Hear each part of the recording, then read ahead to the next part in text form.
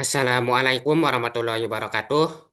Pada kesempatan kali ini, saya akan membahas rangkuman jaringan komputer. Rangkuman ini saya ambil dari materi 1 sampai 7.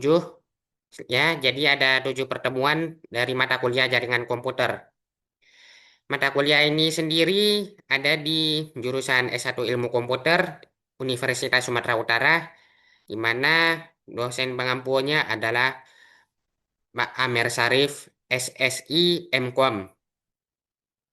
Sebelumnya perkenalkan, saya Muhammad Kistanofar Syaputra, NIM 241401075. Saya dari Komce. Baik, langsung saja kita ke bagian pengenalannya.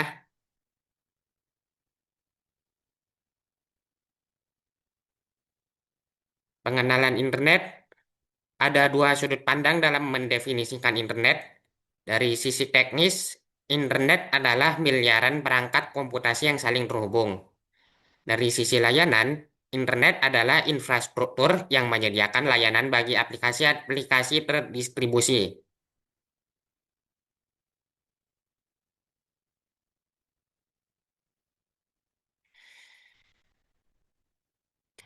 Lalu, protokol adalah seperangkat aturan yang mengatur format, urutan, dan tindakan yang diambil saat perangkat saling berkirim pesan. Struktur internet itu ada dibagi menjadi tiga, yaitu pinggir jaringan atau network edge, jaringan akses, dan inti jaringan atau network core. Lalu, untuk delay dan throughput, ada 4 jenis delay, yaitu yang pertama processing delay, waktu untuk memeriksa header dan menentukan output. Biasanya ini berkisar di bawah mikrodetik, jadi bisa diabaikan. Lalu queuing delay itu adalah waktu menunggu giliran di antrian. Lalu transmission delay itu waktu mengirim paket. Rumusnya itu L per R, di mana L itu panjang paket dalam bit, dan R itu kecepatan sambungan dalam bit per second. Lalu yang keempat, propagation delay, itu waktu bit merambat sepanjang medium fisik. Rumusnya D per S, D itu panjang medium fisik dalam meter, dan S itu kecepatan merambat gelombangnya dalam medium fisik tersebut. Satuannya itu meter per second. Jadi total delay-nya itu ada processing delay, tambah keying delay, ditambah transmission delay, ditambah propagation delay. Throughput itu adalah kecepatan rata-rata transfer bit antara pengirim dan penerima. Biasanya throughput ini sebesar sambungan tersempit dalam jalur end-to-end. Ada juga namanya traffic intensity, rumusnya itu L kali A per R, di mana A itu adalah rata-rata kecepatan paket. Semakin mendekati satu, maka delay-nya semakin naik. Kalau lebih dari satu, maka delay-nya menuju tak terhingga. Lalu untuk struktur hierarkis internet, itu ISP lokal terhubung ke ISP regional. Lalu ISP regional terhubung ke ISP tier 1. ISP ini juga saling berhubungan melalui EXP atau Internet Exchange Point. Nah, jadi penggunaan satu ISP tunggal itu tidak dijalankan karena nanti tidak scalable.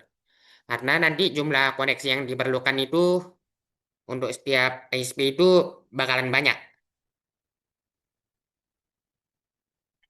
Ada juga ancaman jaringan berupa paket sniffing, IP spoofing, dan DOS atau denial of service. Tindakan untuk mengatasi ancaman-ancaman seperti ini itu ada seperti autentikasi, enkripsi, tanda tangan digital, VPN, dan firewall.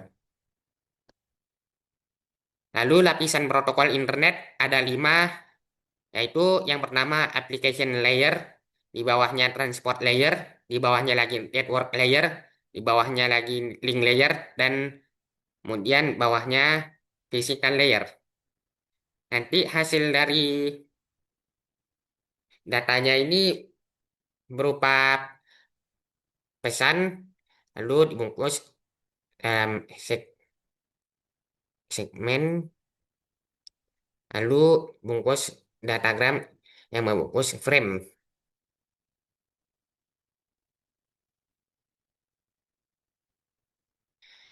Lalu sejarah internet pada tahun 1961 sampai 1972, dasar-dasar komutasi paket diletakkan dan ARPANET mulai beroperasi. Tahun 1972 sampai 1980, interkoneksi jaringan serta prinsip serve dan kan tentang internet working diciptakan. Lalu tahun 1980 sampai 1990, protokol TCP/IP dideploy, jumlah host mencapai 100.000. Tahun 1990-an, World Wide Web lahir dan internet dikomersialisasikan. Lalu dari tahun 2005 sampai sekarang ini internet itu semakin berkembang, muncul teknologi seperti 4G atau 5G dan komputasi cloud. Baik, kita masuk ke bagian kedua, yaitu application layer. Application layer ini adalah lapisan teratas dalam protokol stack internet, sekaligus tempat berjalannya semua aplikasi jaringan yang digunakan sehari-hari. Contoh yang di application layer ini adalah HTTP atau Hypertext Transfer Protocol. HTTP ini adalah protokol layer aplikasi untuk web bermodel client server. HTTP berjalan di TCP pada port 80. Cara kerjanya itu, klien membuka koneksi TCP ke server, lalu bertukar pesan HTTP, lalu menutup koneksi. Ada dua jenis dari HTTP ini, yaitu non-persisten. Sifatnya itu satu objek berkoneksi TCP dan persisten. Persisten HTTP ini sifatnya banyak objek dalam satu koneksi TCP. Karena sekalinya buka koneksi nanti bakalan terbuka terus. Lalu dalam sistem email itu ada tiga komponen utama. Yang pertama user agent, yang kedua mail server, dan yang ketiga itu SMTP. SMTP ini mengirimkan email ke mail server. Tapi hanya bisa mengirimkan doang. Sedangkan untuk mengambil email dari email server ke klien itu digunakan POP3. POP3 ini sifatnya sekali pakai, sekalinya diunduh, bakalan langsung dihapus dari server. Ada juga namanya IMAP. Ini bisa kita baca berkali-kali, nggak bisa dibaca dari klien lain karena nggak bakalan dihapus emailnya dari server. Lalu ada DNS atau Domain Name System. DNS ini adalah penerjemah nama host menjadi alamat IP, sehingga dapat dimengerti baik oleh manusia maupun router. Layanan yang disediakan DNS itu ada seperti terjemahan hostname ke IP address, host aliasing, mail server aliasing, dan distribusi beban, yaitu beberapa IP address untuk satu nama host. Hierarki DNS itu terdiri dari yang pertama, yang paling atas itu root DNS server, lalu di bawahnya ada TLD atau top level domain server, dan yang paling bawah itu ada authoritative DNS server. Nah, saat kita mau melakukan pencarian dari browser kita ke suatu website itu, nanti nggak bakalan langsung ketemu nama websitenya, itu harus dicari kemana-mana dulu lagi. Ini metode pencariannya itu disebut namanya resolusi nama. Itu metodenya ada dua, yaitu query iteratif dan query rekursif. Query, query iteratif ini biasanya dianggap lebih baik. Itu karena bebannya itu nggak seberat di query rekursif. Jadi sampai ke browser kita itu bisa lebih cepat. Lalu DNS menyimpan resource records atau WRR dengan format name, value, type, TTL atau time to live. Jenis-jenis RR-nya itu ada seperti type A, name-nya itu adalah hostname, value-nya itu adalah si alamat IP-nya ini. Lalu yang kedua type NS, name-nya itu adalah domain dari websitenya, atau DNS-nya. Lalu value-nya itu adalah hostname dari si authoritative name server ini. Lalu ada type CNAME, name-nya name-nya ini berisi alias dari server, lalu value-nya ini adalah nama kanoniknya. Lalu ada type MX, type MX. Nilainya itu adalah nama dari si email servernya. Lalu perbandingan antara client server dan peer-to-peer. Pada client server, server harus mengunggah n salinan file secara berurutan. Namun pada peer-to-peer, server hanya perlu mengunggah satu salinan dan setiap peer turut berkontribusi dalam mengunggahnya. Dengan kata lain, semakin banyak peer, maka semakin tinggi kecepatan uploadnya. Jadi, peer-to-peer itu lebih cepat dan scalable dibanding client server.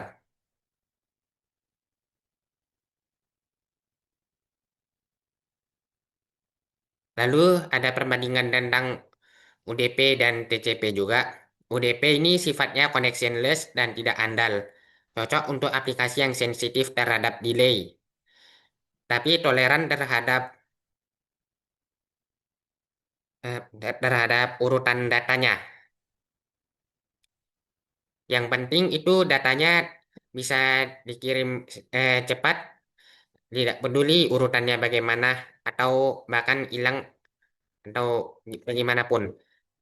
Untuk soket programmingnya itu kalian membuat soket lalu membuat datagram berisi IP dan port tujuan. Nah, nanti datagramnya ini dikirim, si servernya ini membaca, terus soketnya ini membalas ke alamat klien. Beda dengan UDP, TCP itu sifatnya connection oriented dan andal. Nah, cara soket programmingnya ini berbeda juga. Yang dibuat lah welcoming soketnya, terus menunggu koneksi. Setelah itu, klien membuat soket dan memanggil fungsi connect. Lalu terjadilah three-way handshake. Setelah itu, server menerima koneksi dengan fungsi accept, maka data mengalir ke dua arah. Lalu setelah beberapa lama, akhirnya koneksi pun ditutup. Lalu ada transport layer. Transport layer ini adalah layer yang menyediakan komunikasi logis antar proses aplikasi yang berjalan di host berbeda, di mana data melewati banyak router dan jaringan. Ada namanya multiplexing dan demultiplexing. Multiplexing itu adalah mengumpulkan data dari banyak soket berbeda, lalu menambahkan header transport. Nah, datanya ini lalu dikirim ke network layer. Jadi, si multiplexing ini di sisi pengirim. Kalau demultiplexing itu sebaliknya menggunakan informasi header untuk mengirimkan segmen yang diterima ke soket yang tepat. Jadi ini tempat terjadinya demultiplexing itu di penerima.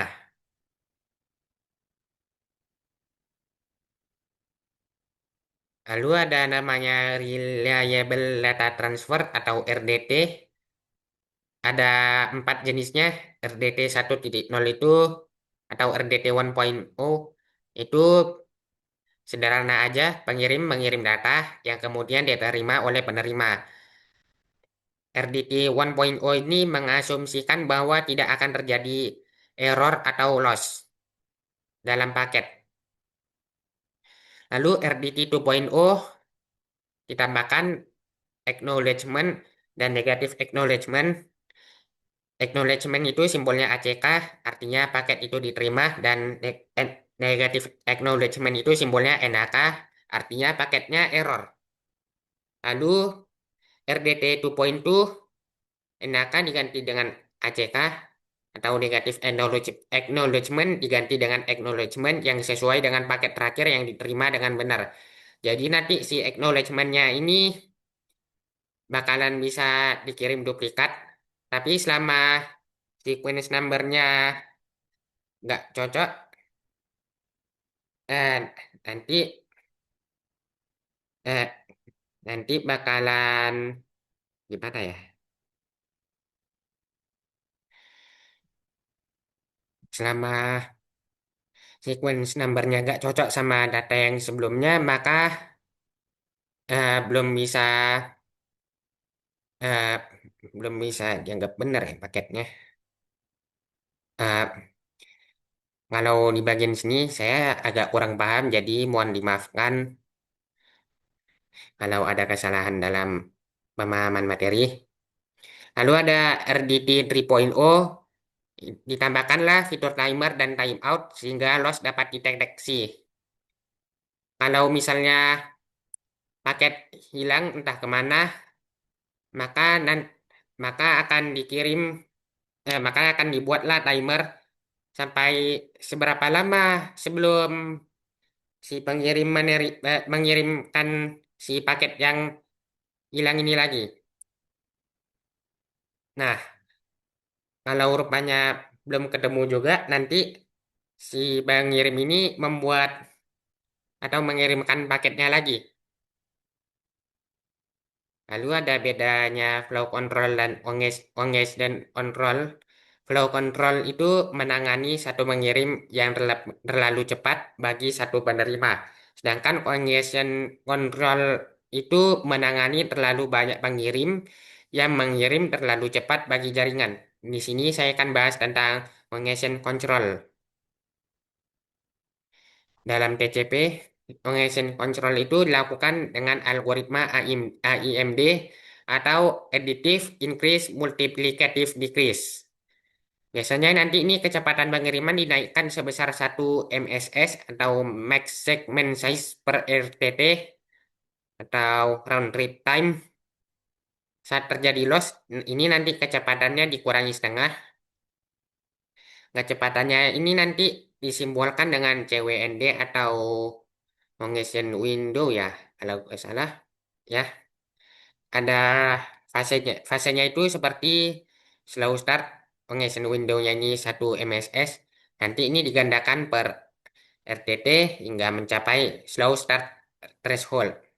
Kalau sudah, nanti lanjut ke congestion avoidance, di mana ini congestion window-nya ini ditambah sebesar MSS dikali MSS per congestion window per acknowledgement yang diterima. Lalu pada saat terjadi timeout, nanti ini bakalan dibagi dua atau dikalikan setengah slow start thresholdnya. Nanti si congestion window-nya ini kembali ke 1 MSS. Nah, lalu nanti balik ke slow start. Jika terjadi ada 3 kali acknowledgement yang duplikat atau triple, nanti masuk ke fase fase fase recovery, di mana nanti slow start thresholdnya itu sama dengan congestion window dibagi dua, sedangkan congestion window-nya itu sendiri sama dengan slow start threshold tambah 3. Nah, di TCP tahu saat terjadi timeout atau 3 kali acknowledgement duplikat maka kembali ke slow start.